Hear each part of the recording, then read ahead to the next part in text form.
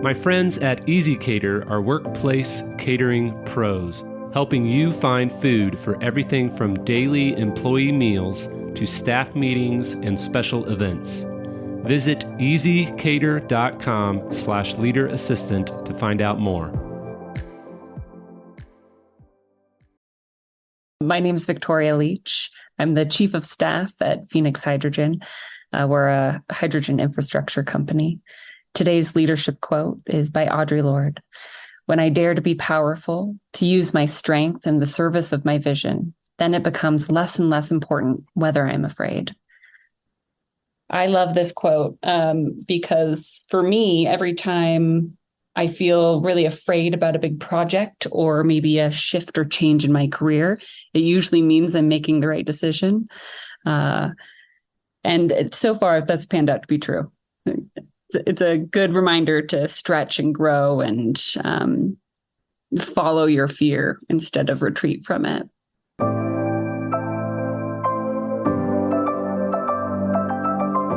The Leader Assistant podcast exists to encourage and challenge assistants to become confident, game-changing leader assistants.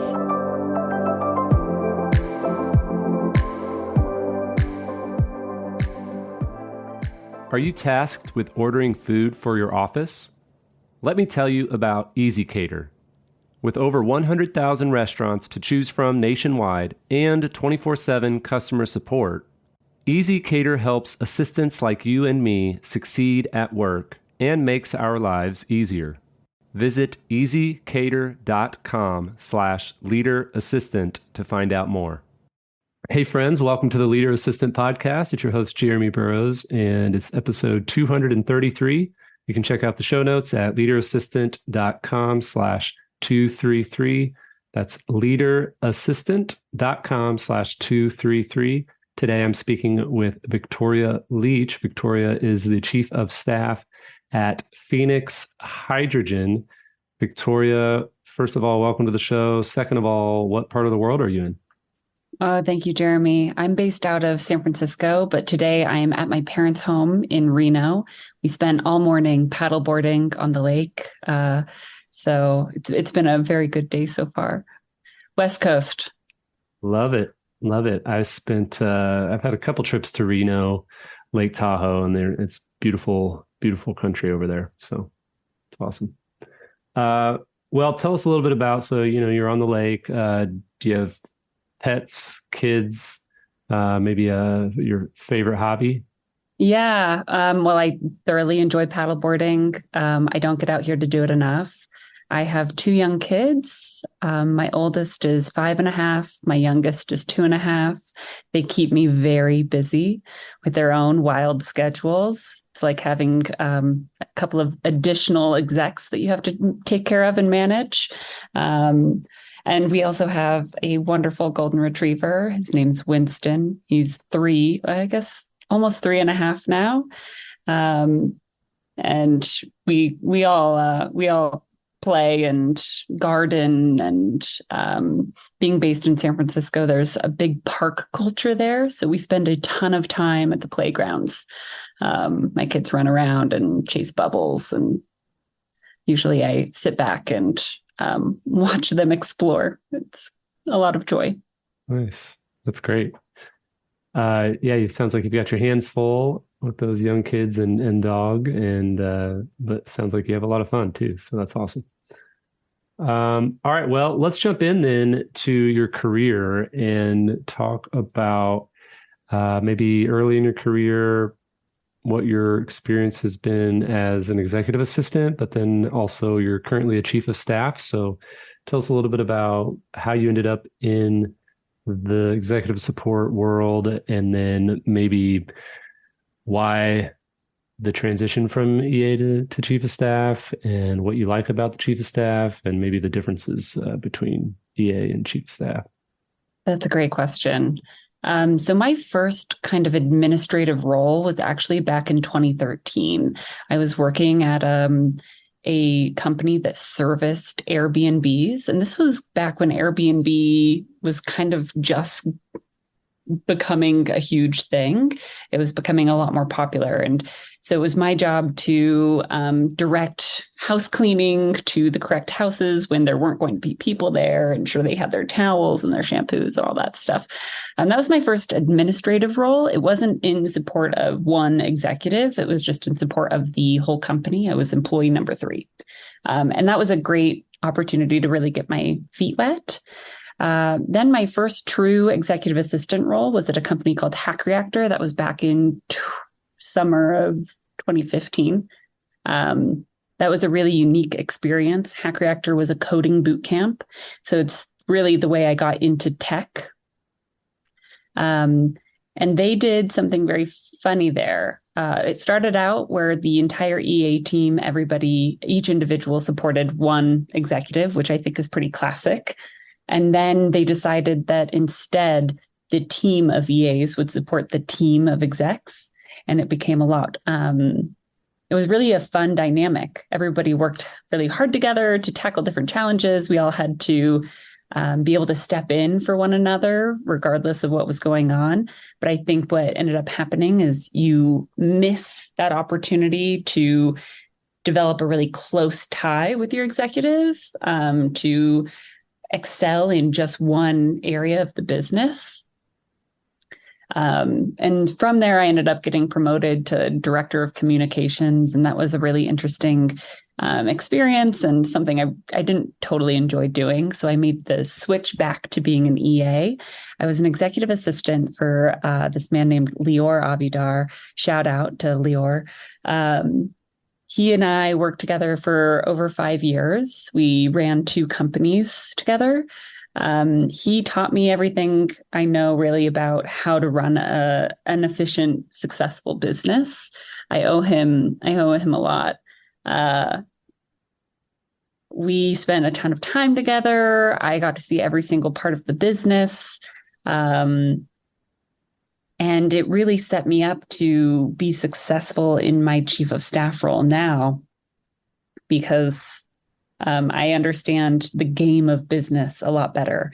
I'm more teed up to work closely with other executives as my peers, which is an interesting dynamic and I think a shift. One of the things I love about being a chief of staff is that I have a lot of really high-level strategic projects that I own completely. So instead of playing a support role to all these important strategic projects, I actually own them and it's my career on the line. It's a lot more pressure, but I enjoy it. It kind of has forced me to grow and evolve my own skill set. So that's kind of my career in a nutshell. Nice. So if somebody asks you what maybe the top difference is from, the assistant role, executive assistant, specifically to chief of staff, how would you answer that question at a coffee shop or in the elevator if they're like, hey, what's the difference between an EA and a chief of staff? Yeah. I think as an executive assistant, your role is primarily as a thought partner with your executive. It's your job to ensure their success. So when I was an EA to the CEO, he had one core metric or 2 or 3 core metrics, right? It was his job to make sure that we hit our OKRs. It was his job to make sure, or OKRs or KPIs, our goals. It was his job to make sure we didn't run out of money. Things like that we kept our investors happy and we kept them looped in.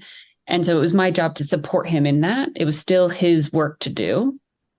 It's one of the most rewarding jobs being an executive assistant because you get to help somebody else achieve their goals. And I think that's really thrilling. It's one of the things I love about being an executive assistant. And being a chief of staff, you lose that side. I don't do any calendar management. I don't make sure my, team eats lunch there. That's on them to do. I play zero support.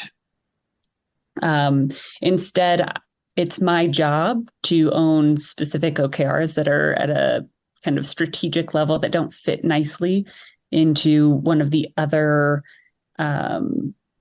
organization, like other parts of the organization. Mhm. Or, for example, when when we don't have a marketing leader in place, it's my job to step in and fill in those gaps. It's my job to hold them accountable to certain goals as they affect my own. But I'm now just one of the other leaders at the table. In fact, I could really use an EA. It would be great to have somebody else managing my calendar for once. Yeah. Cool. So basically, the EA supports the specific executives' OKRs or goals, and then chief of staff may essentially be a catch-all for, or a wild card for goals that maybe have blurred lines or aren't falling directly to a certain executive. Exactly. So it's oftentimes like cross-functional projects that many teams will roll into, but no clear person actually owns or could like pull their own lever to drive progress. Got it. Cool. So you facilitate and probably project manage a lot, I'm assuming, right? Yeah, I do a ton of meeting facilitation, a ton of project management. Yeah. So what's maybe a few tips on facilitating meetings? I know when I was a project manager, the 1 year of my career that I shifted over to project management, I kind of felt like a babysitter sometimes. Like, I'm like, all right, guys, like, you're supposed to go do this now. Okay. Have you done that yet? Have you done that yet? And, just like, so anyway, sometimes you can feel that way in meetings as well, facilitating meetings. But what are some good tips to drive meetings forward and facilitate with all these unique personalities? Yeah, I think the biggest thing that we all forget about doing when we are responsible for facilitating a meeting, hosting a meeting, is all the preparation beforehand. We all have standing meetings on our calendars. Some of them don't require a ton of prep because they have very defined goals for those specific meetings. I think like OKR reviews or KPI meetings, anytime you get your leaders together to, hash out, how we're going to move the needle on, some goal, those don't necessarily need a ton of that kind of preparation. But when you are leading like a strategic project, there's a ton of preparation that needs to go into a meeting before you even have one. And I often tell people that you should really check in and see, do I actually need a meeting before putting something on the calendar? And that really saves everybody's time too. Like, is this an email? Like, ask yourself when you're like, I'm bringing these people together. These people have something that I need. Right. That's usually why you're bringing people together. They have something I need. They have an outlook that they have context on this topic or what have you. Who is attending? Why is every single person attending? What are they bringing to that meeting? What is the clear goal of that meeting, the expected outcome? And I think once you do that, it allows you to be really efficient with everybody's time. Everyone has a very clear understanding. I think there's some... I'd say there's about 6 goals or outcomes that you could have for a meeting. You're either bringing people together because you need a decision. You're bringing people together because you need to have a discussion about something meaty. You need to share context. You need to evaluate something. You need to create shared understanding. I think all hands meetings or town hall meetings are a great example of like creating shared understanding for your company. You need to discuss goals, or you need to bring people together to curate ideas. Like, that's essentially all you do in these meetings. And if you're not doing one of those things, you're probably just telling people information, which should be, like an email or a Slack message or a Teams chat, or whatever it is that you're using. The other thing that I think is really important when it comes to facilitating meetings is who is attending should not be an afterthought. I like to use the DAISY framework. It's a project management framework that I apply to meetings as well. In every single meeting, there's somebody who's driving it. So that's usually your facilitator. There's an approver. There's somebody there to approve the decision or to approve next steps. That's usually your executive. There's all the contributors or the stakeholders. The stakeholders could be from other teams that your project might be impacting. The contributors are the people actually doing the work. And then occasionally there's people that are there just to be informed. And that's the DACI, DACI framework. And I think when you start applying that to your meetings too, all of a sudden people know exactly what they're there for. And as an executive assistant, if you have told your executive exactly why they need to be in a meeting, they're going to show up in their best light. And really that's all of our goal, right? Is to make our executives look good. So are you having your executive attend this meeting because they're the decision maker? They need to go in and get a decision. Okay, they need to know what decision they're making, and they need to know that these people are bringing the correct context for them. Are they just coming in because they have the context to help the CEO make a decision? Like getting that clarification early on, I think creates a lot more efficiency. Let's see, what else is really important for meeting facilitation? I think the big one that we probably all talk about is agenda setting. And that kind of comes back to having a very clear goal, making sure all the attendees understand their roles, and then ensuring all the context or references are done. That's kind of that third step of like being a really great meeting facilitator is context and references. So oftentimes we all come together because we need to make a decision on how to move forward on a project.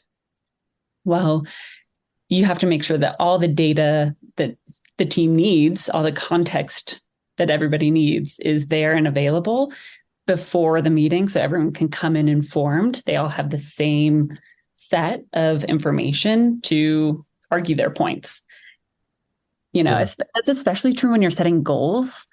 I think when you're bringing the marketing and sales team together to set the revenue goals for the year, if they don't all have the exact same information in front of them, it's like, okay, this is what sales is coming, to the table with. This is what marketing is coming to the table with. This is how we performed last year. How is anybody going to actually come and make a informed decision about how to set the goal for next year? If you are having a meeting and you haven't hit those three things in your agenda, you've missed a step. You've missed a really important step that is going to make it a worthwhile experience for everybody. Yeah. So what about the executive assistant what about their tools or their frameworks? Those are all helpful things for anybody who's facilitating a meeting, which is great. And I love all of the the acronyms and the lists of hey, did you cover these three things? Did you consider these four things, et cetera?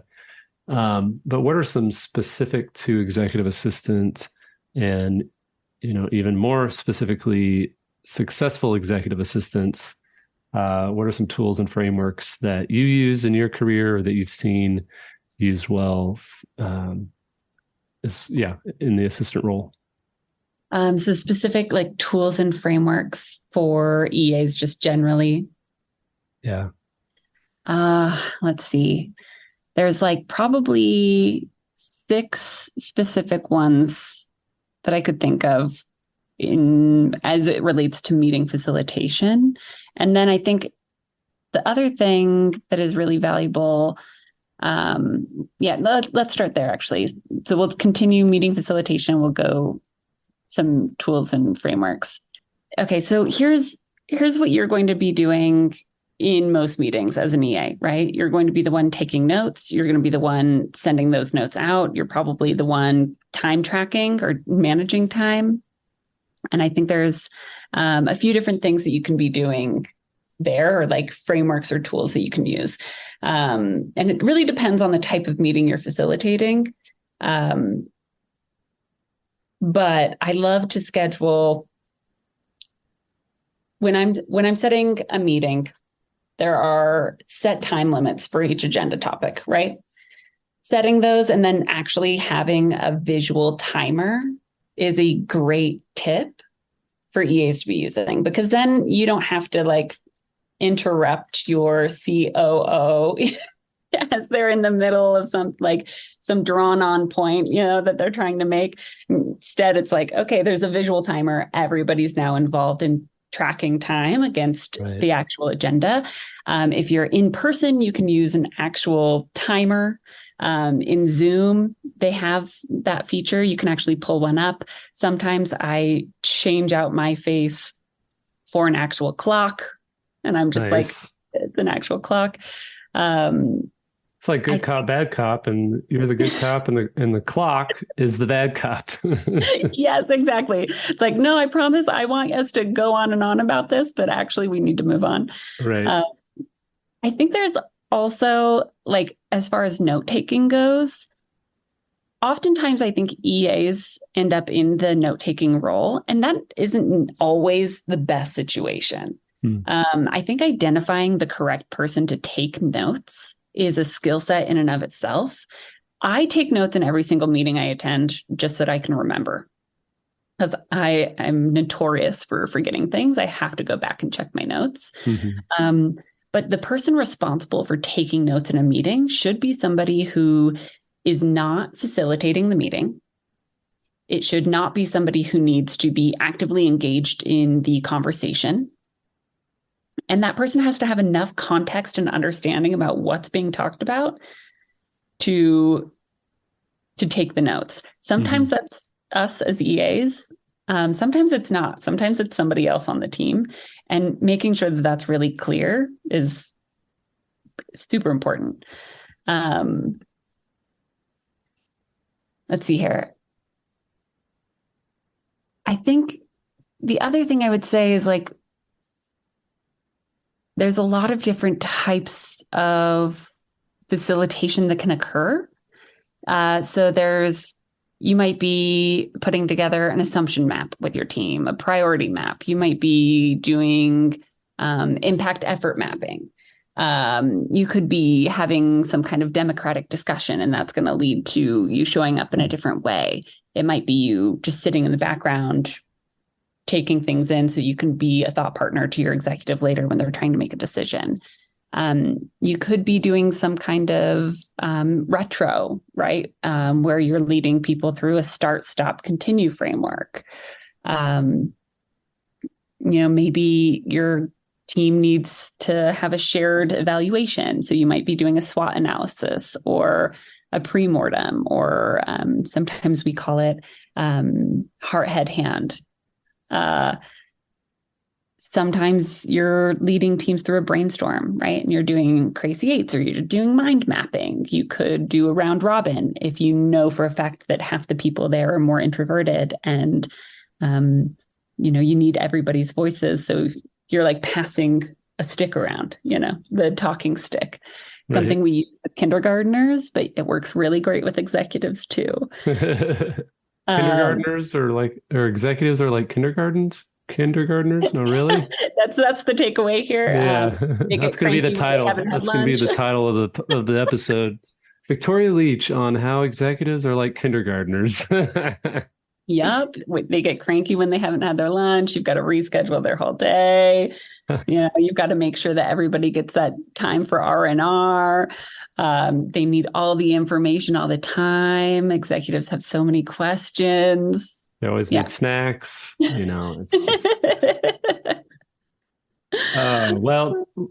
let's. Okay, so these are great frameworks, great tools, great tips, and I think these are super helpful to implement in our day-to-day, whether you're an EA or a chief of staff or an administrative assistant, et cetera. But I know from my personal experience and from talking with hundreds of other assistants over the years and executives and, even just people listening right now are thinking, okay, that's all fine and dandy, but I'm exhausted. and I'm stressed out and I I need a break, or I can do this, but the pace that we're running at is too fast and too hard and not sustainable, and I'm burning out. So, how have you dealt with stress and burnout in your career and throughout your career? And how do those listening, how can they resist and manage their stress and burnout? Yeah, I love this question. Something I said at the top of the call today was that it is your job as an executive assistant to ensure your executive success, right? In order to work really hard, you have to rest hard too. And something I think EAs talk about all the time is how can we ensure that the calendar is efficient and effective? And I think an example of this is when I was really early on in my career as an EA, I thought it was just my job with the calendar to like make sure the meetings were on there, that they weren't double booked, and like maybe ensure lunch was squeezed in at some point. But then living that myself, these back-to-back meetings, you don't have a chance for a bio break, you haven't stretched your legs, you haven't seen the sun all day. If you start your day too early, it totally burns you out. It's exhausting. And this was especially true at a point in my career when we were running two, startups side by side. I was completely burnt out and I was doing so much context switching. So I took a lot of lessons in this. And one of the things I was doing was I was monitoring my executive's efficiency and his mood. So every morning I'd say, hey, what's your number today? Like, where are you at? Anywhere on a scale of 1 to 10. He'd usually wake up around like an 8 or a 7, right? I'm like, okay, great. If I can keep it to 8 or 7 throughout the day, I know I've done a good job. And I got to the point where I understood that he could not do more than 4 hours of meetings during a day and maintain that high alert, high mood, that effectiveness. Yeah, the energy level. Yeah. The energy level. So we were monitoring that. And then I was like, okay, actually some meetings he walks away feeling way better than others, and starting to learn what those tendencies were. And once I understood that, I was able to create a super effective schedule for him. And I was still like running around like a chicken with my head cut off, right? I was like, okay, whoa. We'll wind it back. I have to go do the exact same thing for myself now. What can I actually achieve? And so something I started doing is I started sending a weekly recap email. This email has everything not everything. Let me specify this. This email goes to my executive on Friday afternoons when I'm done with my week. It has the projects that they care the most about that I made progress on. It has the things that I'm planning on doing next week on those specific things that they value. And it has the things that I'm blocked on. I send that on Friday afternoons, and it was a way for me to really crisp up and clarify where I'm truly moving the needle. Like where is the value that I'm creating? Because if I couldn't write it in that email, it ended up being just busy work for myself, like work that I was creating. It just wasn't important, or I needed to delegate it. I'm sure we've probably heard of the Eisenhower matrix here. That's a great tool for prioritizing your work and saying like, okay, some of this stuff I do have to do. Like this is the job, expense reports. But I happen to know that I can time box it to just 15 minutes. I'm going to get through my expense reports in 15 minutes. And if I don't, then I'm like not going to get to them this week. Mm-hmm. And that's okay. And then I had to really create space for myself on top of that. So the other thing I did is I block out my lunch, and I do not take lunch at my computer. And I go outside as often as I can. I'm really grateful for the pandemic in this, because I now spend Mondays and Fridays working by the pool in the sunshine, and I don't take meetings unless they're phone calls. And it has been it's such a like cheat code for life Right. that I can sit, I can get all my work done, I can take my calls. But because I'm spending so much more time outside, my energy level through the week is just so much higher. I'm way more effective than I've ever been. Yeah, that was one of the things that I did when I shifted fully to remote work, was just trying to go outside at lunch. And even or if the weather sucks, then I would go like walk around in circles in my basement. But if the weather was decent, then I'd go walk around in circles in my driveway, even just for 10 minutes or so, and just to get the blood pumping and burn the calories that I had just eaten for lunch, and all that stuff. Oh, totally. It's well, game and changer. The other thing that I do now, just so consistently, is I go to the gym at least 3 times a week. I find a way to work that in because that's the way I feel good. But for other people, it could be like walking around your neighborhood. It could be having time with a good book, like whatever it is that re-energizes you, you've got to focus on that. You have to incorporate it because you cannot show up as your best self if you don't take good care of yourself. Yeah. Yeah. Well said. Well, Victoria, to kind of wrap things up, it's been a great conversation. I appreciate your insight and sharing a little bit about your journey. You also do some coaching, one-on-one career coaching, I believe. You coach assistants and chiefs of staff. Is that right? That's right. Yeah. I work with a lot of mid-level executive assistants, oftentimes EAs that find themselves in new management positions or find themselves new to the chief of staff role. And it's been a total joy for me. In fact, I'm even launching a program, more like a 6-week program for executive assistants, so that they can get a lot of these kinds of tools and frameworks all written down in more of a digestible format over the course of 6 weeks, rather than paying for ongoing one-on-one coaching. Wow, that's great. So what's the best place for assistants and chiefs of staff to reach out to you to say hi or book a session? You feel free to email me. You can email me victoria@phoenixhydrogen.com, or go check out the new program at joindonna.io.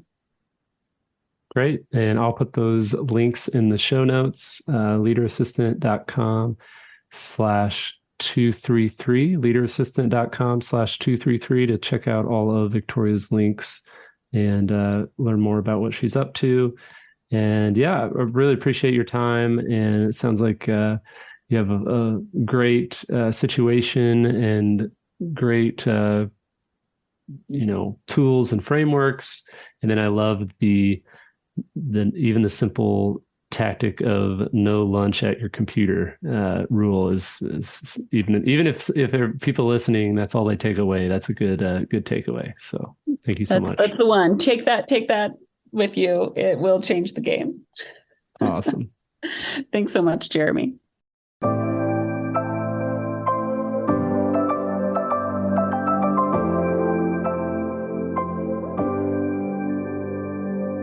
Please review on Apple Podcasts.